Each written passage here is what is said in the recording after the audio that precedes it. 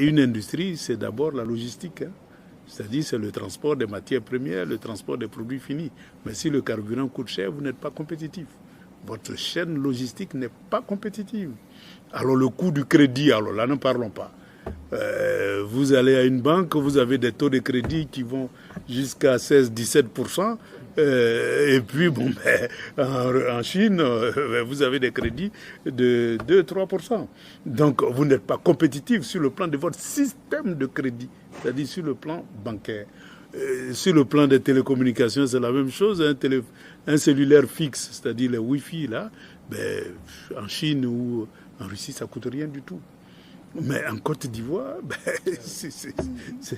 les fibres optiques, les machins, c'est inaccessible, pratiquement. Donc, les coûts de production sont trop élevés. Alors, le dernier élément qui m'a vraiment frappé, c'est que 1 heure de travail d'un Russe équivaut à 3 heures de travail pour un Ivoirien. Ça veut dire que notre productivité est très basse. Donc, lorsque vous avez une productivité très basse, il est bien évident que vous n'êtes pas compétitif au niveau international. Donc, tous ces éléments-là constituent les freins au développement industriel, à telle enseigne que dans le contexte actuel, il est plus cher de produire des produits finis en Afrique que de les produire en Chine ou en Russie. Conclusion, qu'est-ce qu'il faut faire? Mais il faut revoir l'ensemble des coûts de facteurs. Notre électricité ne nous appartient pas. Donc il faut revoir ça. Notre système de communication ne nous appartient pas. Il faut revoir ça.